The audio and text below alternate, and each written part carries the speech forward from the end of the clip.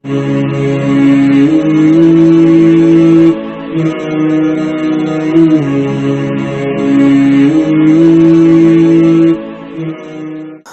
و نصلی علی رسولہ الکریم، اما بعد، اعوذ باللہ من الشیطان الرجیم، بسم اللہ الرحمن الرحیم۔ لقد کان لکم فی رسول اللہ اسوۃ حسنہ، صدق اللہ العظیم۔ اللہم صلی علی محمد وعلی آل محمد کما صلیت علی ابراہیم وعلی آل ابراہیم انک حمید مجید۔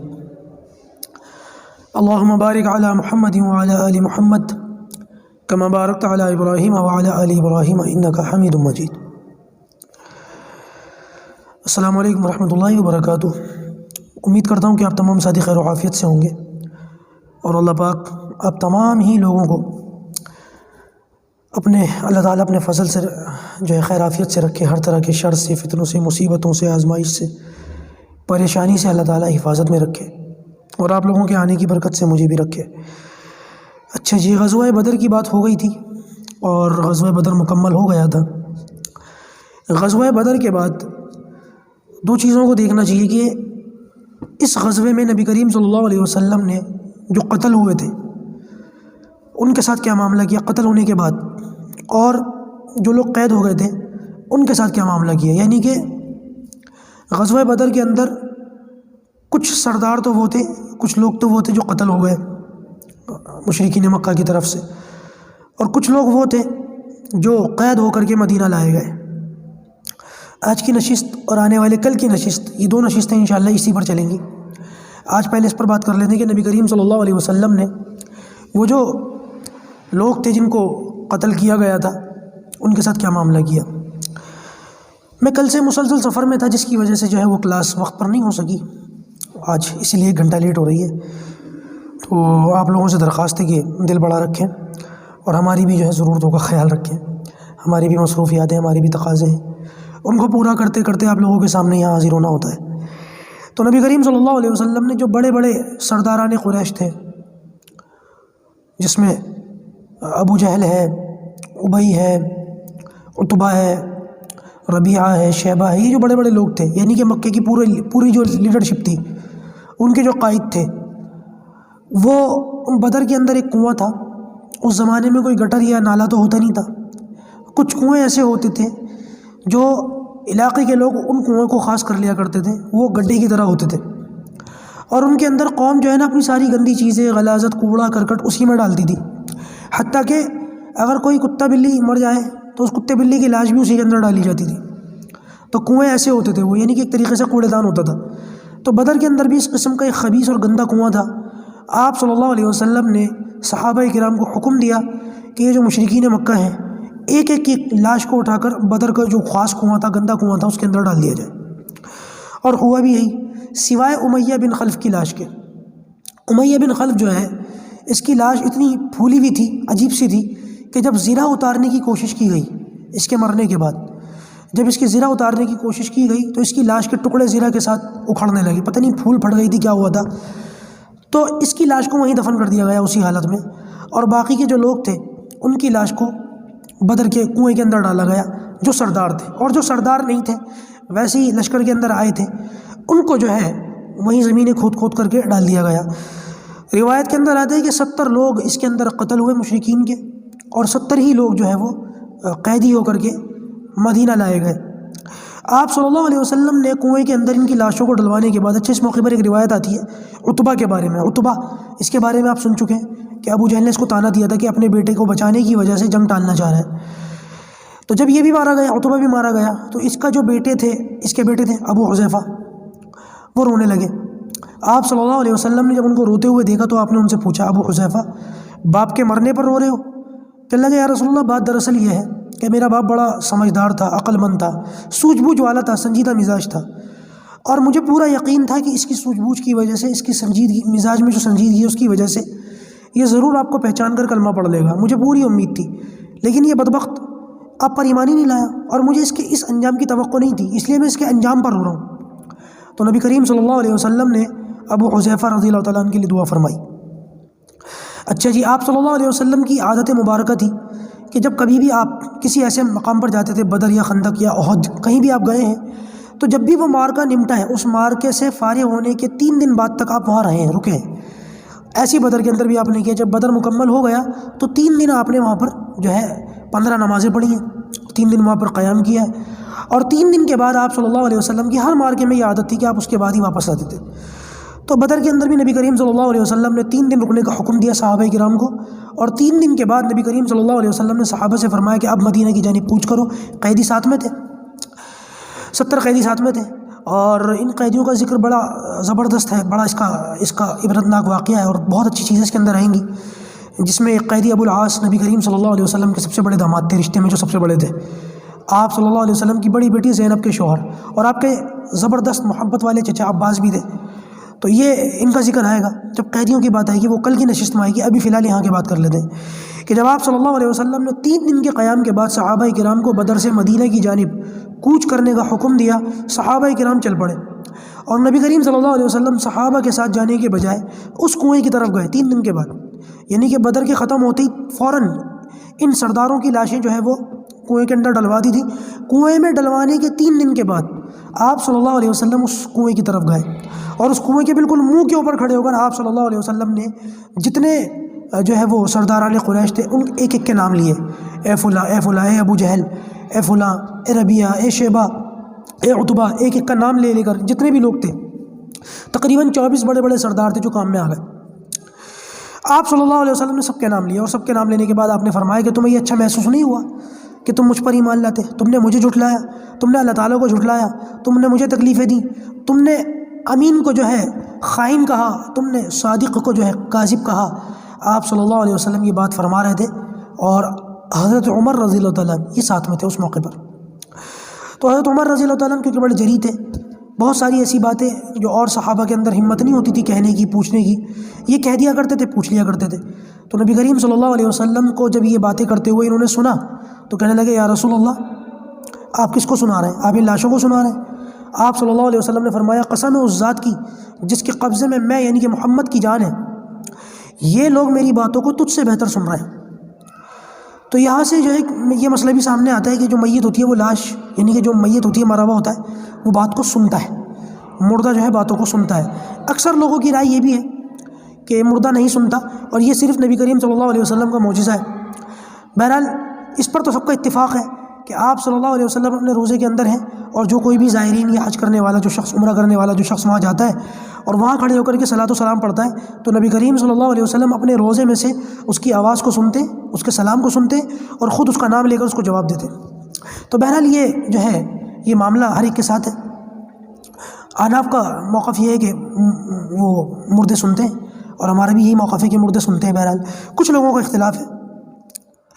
اچھا جی، آپ صلی اللہ علیہ وسلم نے مدینہ کی جانب روانہ ہوتے ہوئے ایک کام یہ کیا کہ آپ نے 2 صحابہ کو، ایک تھے زید بن حارثہ اور ایک تھے عبداللہ بن رواحہ، ان دونوں کو آگے بھیج دیا کہ جاؤ مدینہ کے اندر داخل ہو، اور ہمارے پہنچنے سے پہلے مدینے والوں کو بدر کی فتح کی خوشخبری سنا دو۔ تو یہ دونوں صحابہ کرام گئے، اور روایت کے اندر آتا ہے کہ مدینہ کے 2 علاقے تھے، ایک اونچا بالائی علاقہ تھا اور ایک نیچے جو ہے وہ ذرا ذیلی علاقہ تھا۔ تو ان دونوں علاقوں کے اندر جو اوپر کا بالائی علاقہ تھا وہاں عبداللہ بن رواحہ کو بھیجا، اور جو نیچے کا علاقہ تھا وہاں جو ہے حضرت زید بن حارثہ کو بھیجا۔ ان دونوں حضرات نے وہاں جا کر کے مدینہ کے لوگوں کو، مدینہ کے جو صحابہ تھے ان لوگوں کو بدر کے اندر فتح کی اور کفار کی شکست کی جو خوشخبری سنائی ہے، اور وہ اس انداز میں تھی کہ زید بن حارثہ کے بیٹے اسامہ بن زید بن حارثہ خود یہ خوشخبری لے کر کے آ رہے ہیں۔ ان کے بیٹے خود فرماتے ہیں اسامہ کہ میرے والد صاحب جب یہ خوشخبری لے کر کے آئے تھے تو یہ وہ موقع تھا کہ ہم لوگ بقی، جو مدینہ کا قبرستان ہے جنت البقی کے نام سے، ہم اس قبرستان کے اندر موجود تھے، اور حضرت عثمان غنی رضی اللہ تعالیٰ عنہ اپنی بیوی حضرت رقیہ ان کی قبر پر مٹی ڈال رہے تھے، اور یہ حضرت رقیہ نبی کریم صلی اللہ علیہ وسلم کی دوسری بیٹی ہے، بیمار تھیں اور حضرت عثمان جانا چاہتے تھے، نبی کریم صلی اللہ علیہ وسلم نے جانے نہیں دیا، فرمایا کہ بیوی کی جو ہے طرفداری کرو، بیوی کی خبر گیری کرو، تمہیں بدر میں نہ جانا۔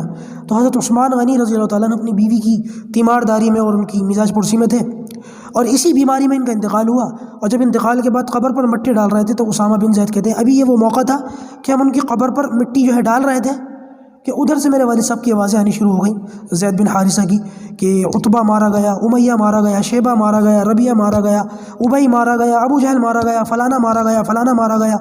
ایک ایک کے نام لے لے کر کے وہ یہ کہہ رہے تھے یہ بھی مارا گیا، یہ بھی مارا گیا. کہتے ہیں کہ قبرستان سے باہر نکلے تو میں نے دیکھا کہ لوگوں نے میرے والد صاحب کو گھیرا ہوا ہے اور میرے والد صاحب مصلی کے اوپر کھڑے ہو کر کے کہہ رہے ہیں فلاں بھی مارا گیا، فلاں بھی مارا گیا. اچھا، بعض روایتوں کے اندر تو اس کا بڑا زبردست واقعہ آتا ہے کہ وہ علماء نے لکھا کہ یہ اتنی عجیب و غریب خبر تھی مدینے والوں کی، اس کی کوئی امید نہیں تھی کہ ایسا ہوگا. بالکل یقین نہیں تھا کہ یہ خبریں سننے کو ملے گی کہ فلاں بھی مارا گیا، فلاں بھی مارا گیا. تو جب زید بن حارثہ یہ باتیں کہہ رہے تھے تو بعض صحابہ کو یہ شبہ ہو گیا کہ لگتا ہے کہ زید بن حارثہ کے جو دماغ میں وہ خرابی آ گئی ہے، خلل پیدا ہو گیا ہے، اور اس دماغ میں خلل کی وجہ سے ہی ایسی باتیں کر رہے ہیں. یہ ہو نہیں سکتا، پاسبل نہیں ہے. تو لہٰذا صحابہ نے مشورہ کر کے کہا فلاں سے ایک شخص سے کہا تم جاؤ اور جا کر کے ان سے یہ کہو زید بن حارثہ تم مجھے جانتے ہو میں کون ہوں؟ تو اگر واقعی ان کے دماغ میں خلل ہوگا تو یہ پلٹ کر کے یوں کہہ دیں گے ہاں تو بھی مارا گیا. تو یہ مارا گیا کی تسبیح پڑھ رہا ہے، مارا گیا بار بار کہہ رہا ہے. تو اس سے پتہ چل جائے گا کہ ان کے دماغ میں خلل ہے. تو کہتے ہیں وہ مشورے کے مطابق اس صحابی گئے اور انہوں نے جا کر کے کہا زید بن حارثہ سے یہ بھی مارا گیا، یہ بھی مارا گیا، مجھے جانتے ہو میں کون ہوں؟ یہ میں بھی مارا گیا. تو انہوں نے ان کا نام بتایا کہ تم فلاں ابن فلاں ہو اور میرے دماغ میں کوئی خلل نہیں ہے، تمہیں یہ شبہ کرنے کی ضرورت نہیں ہے. تو بہرحال یہ خبر اس طریقے سے پہنچی اور صحابہ کرام بہت خوش ہوئے. نبی کریم صلی اللہ علیہ وسلم نے جو ہے وہ پھر صحابہ کرام کے اندر مال غنیمت تقسیم فرمایا. اس موقع پر کیونکہ ابھی تک مال غنیمت کی تقسیم کا حکم نہیں آیا تھا تو اللہ تبارک و تعالیٰ نے یہاں پر وہ بیچ کی کچھ باتیں وہ میں اسکپ کر دیتا ہوں، غیر ضروری ہیں. غنیمت کو لے کر کے کچھ اختلاف وغیرہ ہوا تھا، کوئی اس کا مسئلہ نہیں ہے، اس کو ضرورت نہیں ہے اس کی وضاحت کی.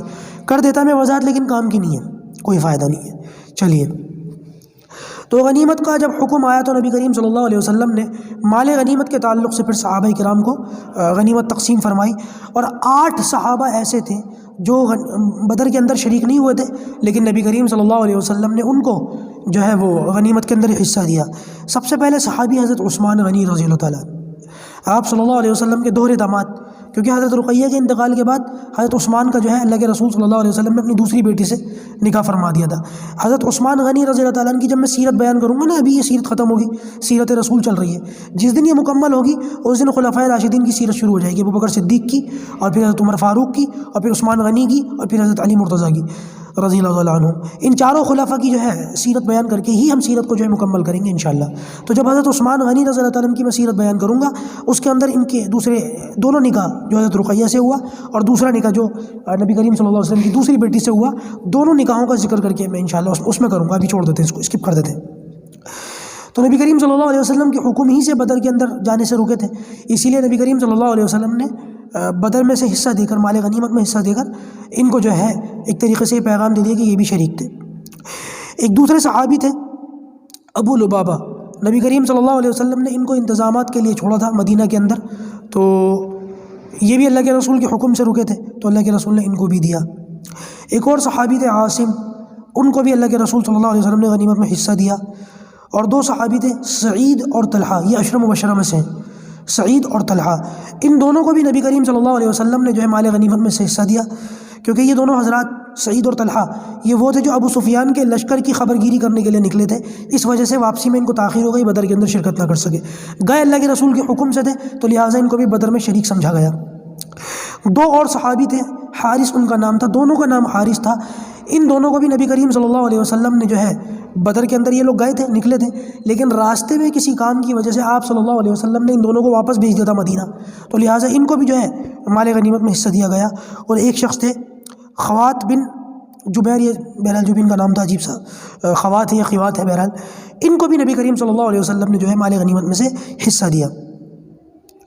اچھا جی، اسامہ بن زید رضی اللہ تعالیٰ عنہ کی جو روایت میں نے آپ کے پڑھ کے سنائی کہ انہوں نے یہ بتایا کہ میرے والد صاحب نے اعلانات کیے، یہ خبر پہلے ہو چکی تھی، نبی کریم صلی اللہ علیہ وسلم بعد میں تشریف لائے. جیسے کہ میں نے پہلے بتایا کہ اعلان کرنے والا پہلے مدینہ کے اندر داخل ہوا اور نبی کریم صلی اللہ علیہ وسلم بعد میں آئے. یہ منظر ایک عجیب سا تھا کہ جب نبی کریم صلی اللہ علیہ وسلم مدینہ کے اندر داخل ہو رہے تھے اور جو نبی کریم صلی اللہ علیہ وسلم کے ساتھ صحابہ کرام تھے، بدری صحابہ، اور وہ قیدی تھے جو مکہ سے رسیوں میں باندھ کر مدینہ کے اندر لائے گئے تھے. آپ صلی اللہ علیہ وسلم نے بدری صحابہ سے جو بدر کے اندر شریک تھے ان سب سے یہ فرمایا کہ یہ قیدی تم رکھو، کیونکہ قیدی مال غنیمت میں حصہ ہوتا ہے، پھر غلام ہو جاتا ہے. اور پھر آپ صلی اللہ علیہ وسلم نے یہ بھی تلقین فرما دی کہ ان قیدیوں کے ساتھ حسن سلوک کرنا. ان کو پریشان نہ کرنا. حالانکہ یہ سب مشرک ہیں، حالانکہ یہ اللہ کے رسول کو اور صحابہ کرام کو مارنے کے لیے آئے تھے، تلوار بلند کرنے کے لیے آئے تھے، لیکن اللہ کے رسول نے منع فرما دیا کہ ان کے ساتھ حسن سلوک کرنا، بدتمیزی نہ کرنا. مصعب بن عمیر ایک بڑے زبردست صحابی ہیں، ان کے ایک بھائی وہ بھی اس کے اندر قیدی تھے. وہ کہتے کہ ایک انصاری صحابی کے یہاں میں قیدی تھا اور میں نے یہ دیکھا کہ اللہ کے رسول صلی اللہ علیہ وسلم نے جو ان سے یہ کہا تھا نا کہ حسن سلوک کرنا، تو ان کے گھر میں جو ان کے اور ان کی بیوی بچوں کے لیے کھانے پینے کے لیے روٹی وغیرہ ہوتی تھی یہ مجھے کھلا دیا کرتے تھے، اور خود کھجور وغیرہ چوس کر کام چلا لیا کرتے تھے. آپ اندازہ لگائیں. کہتے کہ بعض مرتبہ مجھے شرم آتی تھی اور میں ان سے کہتا تھا کہ بھائی تم کھاؤ، اپنے بچوں کو کھلاؤ، مجھے کیوں کھلاتے ہو؟ کہ اللہ کے رسول نے فرمایا ہم یہ کام نہیں کر سکتے. یہ ہے اسلام، یہ ہے جہاد. میں ان خبیثوں سے پوچھنا چاہتا ہوں جو جہاد کی غلط ڈیفینیشن لوگوں کے سامنے رکھتے. ابھی تو بہت ساری باتیں انشاءاللہ آپ کے سامنے ایک ایک کر کے آئیں گی. دنیا کے اندر کوئی ایسی تہذیب بتا دیں جو اپنے قیدیوں کے ساتھ یہ سلوک کرتے ہو کہ خود روٹی نہ کھلا کر ان کو کھلائے، خود نہ کھا کر ان کو کھلائے. ہے کوئی؟ یا تو خود اپنی قیدیوں کو کھا جائیں. ابھی میں اس پر بھی آتا ہوں، اس بات کو یہیں رکھیے، میں آتا ہوں اس پر، آگے چلتے. نبی کریم صلی اللہ علیہ وسلم نے پھر صحابہ کرام سے مشورہ کیا ہمیں قیدیوں کے ساتھ کیا سلوک کیا جائے. تو اکثر صحابہ کرام کی رائے یہ تھی کہ یا رسول اللہ فدیہ لے کر کے چھوڑ دیا جائے. اور صحابہ کرام کی رائے اس وجہ سے تھی کہ یا رسول اللہ ایک تو فدیہ مل جائے گا، مسلمانوں کو کچھ تقویت ملے گی مال اور دولت ملنے کی وجہ سے، کچھ فائنینشلی حالات ٹھیک ہوں گے، اور دوسرا یہ لوگ فدیہ دے کر کے اگر ہم ان کو چھوڑ دیں تو بہت ممکن ہے کل کلا کو اسلام سے متاثر ہو کر یہ لوگ بھی مسلمان ہو جائیں. ابھی مریں گے تو پھر کفر کی حالت میں مریں گے.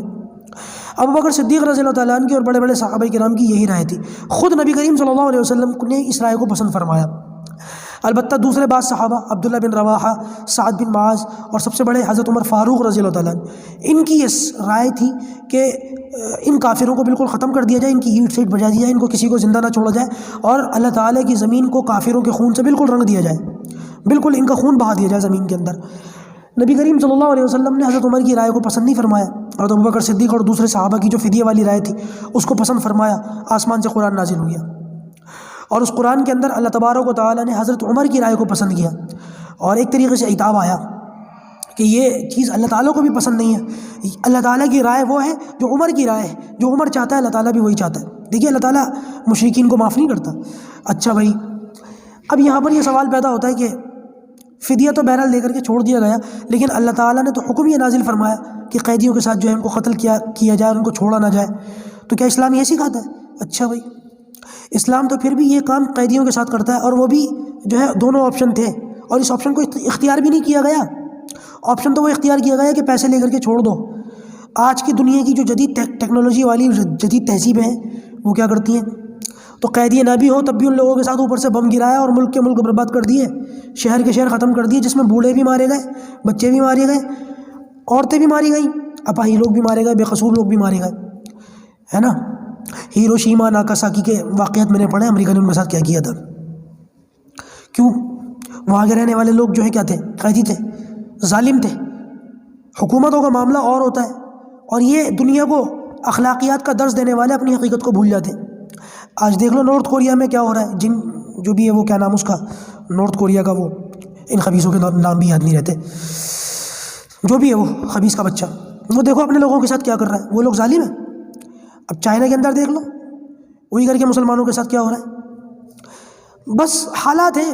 اب یہ دنیا کے معاملات ہیں، فلسطین کا ہے اور رنگون کا ہے اور اتنی کہاں کا ہے. دنیا کے حالات ہماری آنکھوں کے سامنے. یہ دنیا کو درس دینے والے، دنیا کو اخلاق سکھانے والے، دنیا کو تہذیب سکھانے والے، ان لوگوں کا مکروہ چہرہ ہمارے سامنے آ چکا ہے، اور بیچ چوراہے پہ ان کی ہڈیاں پھوٹ چکی ہے. اس لیے میں ان لوگوں کو صحیح نہیں، یہ تہذیب والے نہیں ہیں. زبردست تہذیب ہمارے دین اسلام کی تہذیب ہے، جو قیدیوں کے لیے ایک رائے کو پسند تو کیا گیا لیکن اس پر عمل پھر بھی نہیں کیا گیا. لیکن بہرحال اللہ تبارک و تعالیٰ کی رائے، مسئلہ پھر بھی یہی ہے، اللہ تعالیٰ کی چاہت یہی ہے کہ جب تک کفر اسلام سے ٹکرانے کے بعد اپنی تلواروں کو میان میں نہ رکھ لے اور ہار قبول نہ کرے، ایکسیپٹ نہ کرے، اس کا مطلب یہ ہے کہ اسلام کی شان و شوکت، اسلام کا رعب اور دبدبہ اس کے اوپر نہیں بیٹھا. تو لہذا اگر نہیں بیٹھا تو ختم کرو اس کو، قتل کرو اس کو. اور اگر اسلام کی شان و شوکت اور رعب اور دبدبہ اس کے اوپر بیٹھ جاتا ہے اور وہ اپنی تلواروں کو نیچے کر لیتا ہے اور اسلام سے نہیں ٹکراتا، اسلام کے نظام کے بیچ میں نہیں آتا، تو لہٰذا پھر اس کو قتل نہیں کیا جائے گا. اور میں نے پہلے ہی بتایا کہ یہ جہاد اور یہ رعب اور دبدبہ اس لیے نہیں ہے کہ لوگوں کو دین کے اندر داخل کرنے میں زبردستی کی جائے. نہیں، لا اکراہ فی الدین، دین میں زبردستی نہیں ہے. اور ابھی یہ معاملہ اگلی کلاس میں نبی کریم صلی اللہ علیہ وسلم کے داماد ابو العاص کے بارے میں آئے گا. بھی وہ اسلام نہیں لائے تھے، اور قید ہو کر کے آ گئے تھے. میں کل بتاؤں گا اس کی یہ وضاحت کل کروں گا اس کی انشاءاللہ. تو آپ دیکھیں کہ کیسے ان کے ساتھ یہ معاملہ ہوا اور کیسے کیا. بس دین اسلام یہ کہتا ہے کہ ایک نظام ہے، ایک سسٹم ہے، دنیا کو وہ سسٹم دیا جائے گا، اس سسٹم کے آڑے جو آئے گا ٹکرائے گا، اس میں جو رکاوٹ بنے گا پھر جہاد اس کے خلاف کیا جائے گا. تو یہ معاملہ ہے. لوگوں نے پتہ نہیں جہاد کو کہتے ہیں کہ تلوار کے زور پر پھیلا. اچھا بھائی ابوبکر صدیق رضی اللہ تعالیٰ عنہ جو سب سے پہلے مسلمان ہیں وہ کس تلوار سے مسلمان ہوئے؟ حضرت خدیجہ جو سب سے پہلی مسلمان عورت ہے وہ کس تلوار سے مسلمان ہوئی؟ حضرت بلال کو کس تلوار نے مسلمان کیا؟ کیوں دنیا کو جھوٹ بول کر کے بیوقوف بناتے ہو؟ دوستوں ہماری غلطی ہے نا کہ میڈیا جن کے ہاتھوں میں تھا انہوں نے اس کا مس یوز کیا، غلط استعمال کر کے اسلام کا غلط چہرہ لوگوں کے سامنے رکھا. اور ہماری غلطی یہ ہے کہ ہم نے میڈیا کا استعمال ہی نہیں کیا. خدا بھی یقین مانے میں اللہ کی قسم کھا سکتا ہوں اس بات کے اوپر کہ میں کتنی قربانیاں دے کر کے یہاں بیٹھا ہوں. میں یہاں پر بیٹھ کر آپ کو جو سیرت پڑھاتا ہوں اور آپ لوگ جو اتنی دعائیں دیتے ہیں اور اتنی جو ہے اچھا سمجھتے ہیں مجھے، آپ یقین مانیں جن حالات میں کام کر رہا ہوں نا میں جانتا ہوں کہ کس طرح سے میں یہاں پر آپ کے سامنے حاضر ہوتا ہوں. آپ یقین مانیں خدا کی قسم کھا سکتا ہوں میں اس بات کے اوپر کہ میری جان میری ہتھیلی پر رہتی ہے. میں بڑا چڑھا کر کے نہیں بتا رہا. کچھ لوگوں کا ہمارے اس علاقے میں یہ مزاج ہے، کہتے ہیں کہ عالم سو ہے یہ تو جو ہے وہ. بہرحال پھر میں ڈیپ میں نہیں جاؤں گا، بات کہیں کی کہیں چلی جائے گی. عرض یہ کر رہا تھا کہ دین اسلام کو صحیح طریقے سے لوگوں کے سامنے رکھنے کی ضرورت ہے اور میڈیا اس میں ہمارا ایک بہترین ذریعہ ہو سکتا ہے. سارا کا سارا میڈیا پر نہیں لانا چاہیے، میڈیا اتنا بڑا ہے بھی نہیں. ہم کہتے ہیں کہ جتنے ذرائع ہیں سب کو استعمال کیجیے، میڈیا ان میں سے ایک ہے. بہرحال اللہ کرے کہ ہمارے لوگوں کو یہ بات سمجھ میں آ جائے، ورنہ میں بہت قربانی دے کر کے آپ کے سامنے یہاں پر آتا ہوں، بہت زیادہ، بہت. یعنی کہ ایک مرتبہ ہماری مسجد میں جھگڑے تک ہو گئے تھے بہت بری طریقے سے. میں یہ چاہتا تھا کیونکہ آپ یقین مانیں آپ مجھے کہتے ہیں کہ میری بڑی صلاحیت ہے، میں اپنی بات کر رہا ہوں. بہت سارے لوگ کہتے ہیں مفتی وسیم بہت اچھا بولتے ہیں، کچھ ساتھی میری آواز کی تعریف کرتے ہیں، کچھ ساتھی میرے لب و لہجے کی تعریف کرتے ہیں، کچھ ساتھی میرے بیان کی تعریف کرتے ہیں. آپ یقین مانیں میں اپنے اکابر کے سامنے کچھ بھی نہیں ہوں. میں جو کچھ ہوں اپنے اکابر علماء کی جوتیوں کی برکت سے ہوں. ایک مرتبہ ہمارے یہاں اسلام معاشرہ کا پروگرام چلتا ہے. اسلام معاشرہ ہر مہینے ہوتا ہے، مہینے میں 2 مرتبہ ہوتا ہے، اللہ کا فضل ہے. تو بس یہیں کے علماء بولتے ہیں، یہیں کے لوگ سنتے ہیں. میں نے علماء کو قائل کیا میڈیا پر آنے کے لیے. علماء مان بھی گئے، اللہ کا فضل ہے، علماء کی جانب سے کوئی ایسی بات نہیں. علماء نے کہا ٹھیک ہے بہت اچھا، کر لو اس کو استعمال اور اسلام معاشرہ ہو جایا کرے گا. اور ہم جو ہے موبائل کے سامنے جو ہے میں نے اس طریقے سے جیسے ہمارے ساتھی موبائل کے پیچھے بیٹھ کر اور یہ ساتھی اس وقت ساری ایڈیٹنگ وغیرہ کر کے اس وقت آپ کے سامنے بیٹھ کر کام کر رہے ہیں، اس طریقے سے میں نے پوری ٹیم کو لگا دیا کہ مولانا بیان کریں گے. اور مولانا کون تھے؟ اللہ تعالیٰ بس آپ لوگوں کو جزائے خیر دے. ہمارے یہاں عائشہ مسجد ہے سنگم وہار گلی نمبر 6 کے اندر. اس عائشہ مسجد کے امام ہیں حضرت مولانا نسیم صاحب مفتاحی اور شیخ الحدیث حضرت مولانا زکریا رحمۃ اللہ علیہ ان کے شاگردوں میں سے. خود فرماتے مولانا نسیم صاحب کے کئی مرتبہ یہ اتفاق ہوا کہ شیخ الحدیث حضرت مولانا زکریا رحمۃ اللہ علیہ وہ مصلی بچھا کر تہجد میں نماز پڑھنے کے لیے آتے تھے تو ان کے لیے وضو کا لوٹا میں رکھتا تھا اور مصلی میں بچھاتا تھا. اتنے بڑے بزرگ ہیں ہمارے مولانا نسیم صاحب. تو میں یہ چاہتا تھا ان بزرگوں کی صلاحیت ہے میڈیا کے ذریعے سے لوگوں کے سامنے، دنیا ان کو جانے، ان کو پہچانے. اور یہ جو غیر مقلدیت نے، ملحدین نے، بدعتیوں نے ٹیک اوور کر لیا ہے میڈیا کے اوپر، ہمارے بہت سارے نوجوان اس طرف جا رہے ہیں. تو صحیح علماء آئیں گے تو ہمارے علماء صحیح ڈائیورٹ ہوں گے، ہمارے نوجوان صحیح طرف آئیں گے. اس مسجد کے اندر یہ معاملہ چل رہا تھا کہ بس کچھ لوگ بھڑک گئے، بدک گئے کہ بھائی دیکھو مفتی صاحب، یہ اللہ کی قسم مجھے بتانا نہ ہوتا تو میں یہ الفاظ نہ دہراتا. یہ اس بندے کے الفاظ ہیں، یہی الفاظ تھے اور یہی الفاظ تھے کہ بھائی مسجد کے اندر کیمرہ آ گیا اب رنڈیاں بھی ناچنی باقی ہے، مفتی صاحب تو کیمرہ لے آئے. یہ حالات ہیں. آپ اندازہ لگا سکتے ہیں کہ کن لوگوں کے اندر بیٹھ کر کے میں کام کر رہا ہوں. لیکن اللہ کا فضل ہے کچھ صحیح مزاج کے لوگ بھی سمجھتے ہیں، ورنہ یہ لوگ نہ ہوتے. یہ بیہائنڈ دا سین، یہ بیہائنڈ دا کیمرہ یہ لوگ جو بیٹھے ہوئے ہیں، یہ نوجوان بیٹھے ہوئے ہیں، یہ لوگ نہ ہوتے اگر اس مزاج کے سارے لوگ ہوتے. ہاتھ کی 5 انگلیاں برابر نہیں ہوتی. اللہ کا فضل ہے کچھ لوگوں کو سمجھ میں بھی آ رہا ہے، لیکن بعض لوگ ایسے ہیں جو سمجھنا چاہتے ہی نہیں. میں اللہ سے دعا کرتا ہوں اللہ تعالیٰ ان کو ہدایت دے، صحت دے اور پروردگار صحیح سمجھ دے. لیکن مجھے بڑا احساس ہوا کہ اندھ بھکت مسلمان میں بھی ہیں مسلمانوں کے اندر بھی ہیں، میں دیکھ رہا ہوں. بہرحال تو عرض یہ کر رہا تھا کہ نبی کریم صلی اللہ علیہ وسلم نے پھر صحابہ کرام سے جو ہے مشورہ کیا اور صحابہ کرام کی رائے یہ تھی اور اللہ کے رسول کی ابوبکر صدیق کی بھی یہی رائے تھی. حضرت عمر کی رائے دوسری تھی، اللہ تعالیٰ کی رائے حضرت عمر کی طرف تھی. تو نبی کریم صلی اللہ علیہ وسلم نے پھر ابوبکر صدیق رضی اللہ تعالیٰ عنہ کی رائے کو پسند فرمایا اور ان صحابہ کی رائے کو پسند فرمایا اور فدیے کا فیصلہ فرمایا، جس پر اللہ تعالیٰ کی طرف سے عتاب بھی آیا. آپشن دونوں تھے، اللہ تعالیٰ کی جانب سے آپشن دونوں باقی تھے کہ یہ بھی کر سکتے ہو یہ بھی کر سکتے ہو. لیکن جب وہ اختیار کیا گیا تو اللہ تعالیٰ کی طرف سے یہ آیا کہ بھائی یہ زیادہ اچھا تھا اگر اس کو کرتے تو نبی کریم صلی اللہ علیہ وسلم اور ابوبکر صدیق رضی اللہ تعالیٰ عنہ ان آیتوں کے نازل ہونے کے بعد رونے لگے. ابوبکر صدیق کو اور حضرت نبی کریم صلی اللہ علیہ وسلم کو روتا ہوا دیکھ کر حضرت عمر جب تشریف لائے ان دونوں کو روتا ہوا دیکھا کہ یا رسول اللہ آپ کیوں رو رہے ہیں، ابوبکر آپ کیوں رو رہے ہیں، اگر کوئی رونے والی بات ہے تو مجھے بتائیے میں بھی آپ کے ساتھ روں گا. اور اگر مجھے رونا نہ آیا تو میں رونے جیسا ہو جاؤں گا، رونے جیسی شکل بنا لوں گا. اور حضرت عمر کا تو رونا ویسے بھی آپ جانتے ہیں کہ کتنا مشکل ہے اتنے بڑے آدمی کا. تو انہوں نے اپنے رونے کی وجہ بتائی کہ ہماری جو رائے ہے اللہ تعالیٰ نے اس رائے کو پسند نہ فرما کر عمر تمہاری رائے کو پسند فرمایا، تم نے جو بات کہی ہے قرآن اس طرف آیا ہے. تو بہرحال یہ جو ہے قرآن نے کئی مرتبہ ان کی تائید کی ہے. عسیٰ ربہ ان طلقکن ان یبدلہ ازواجا خیرا منکن. وضاحت کا موقع نہیں ہے، میرے حضرت عمر رضی اللہ تعالیٰ عنہ کی سیرت آئے گی، اس پر میں بیان کروں گا کہ وہ کون کون سی چیزیں تھیں جس پر حضرت عمر کی تائید آسمانوں سے اللہ تعالیٰ نے نازل فرمائی ہے. تو یہ حضرت عمر رضی اللہ تعالیٰ عنہ کی جو ہے رائے تھی، اور حضرت عمر نے جو رائے دی تھی اس پر حضرت اللہ کے رسول صلی اللہ علیہ وسلم نے حضرت عمر سے کہا بھی تھا، عمر تیری شان تو نوح علیہ السلام جیسی ہے. نوح علیہ السلام نے یہ دعا کی تھی، ربی لا تذر علی الارض من الکافرین دیارا، یہ اللہ زمین میں ایک بھی چلتے ہوئے کافر کو مت چھوڑ. تو تمہارا مزاج جو ہے تو نوح کی طرح ہے. تو نبی کریم صلی اللہ علیہ وسلم نے جو یہ تشبیہ دی تھی. بہرحال فدیے کا فیصلہ ہوا اور مشرکین مکہ کے جو لوگ قیدی ہو کر کے مدینہ لائے گئے تھے پھر وہ فدیہ دے کر کے چھوٹنے لگے، اور اس میں بھی کچھ لوگ ایسے تھے جو فدیہ نہیں دے پاتے تھے. تو نبی کریم صلی اللہ علیہ وسلم نے پھر ان کی کیا شکل بنائی رہائی کی، اس سے آپ اندازہ لگائیں گے. اور نبی کریم صلی اللہ علیہ وسلم کے محبوب چچا عباس، یہ بھی مشرکین مکہ سے لڑنے کے لیے آئے تھے، اور آپ کے بڑے داماد ابو العاص یہ بھی اللہ کے رسول سے جو ہے یہ دونوں قیدی بنا کر کے مدینہ لائے گئے. اور پھر ان کا فدیے کا کیا معاملہ رہا انشاءاللہ اس کی وضاحت اگلی نشست کے اندر آئے گی. اللہ پاک جو کہا گیا سنا گیا ہے ہمیں اس پر عمل کرنے کی توفیق عطا فرمائے. السلام علیکم ورحمۃ اللہ وبرکاتہ.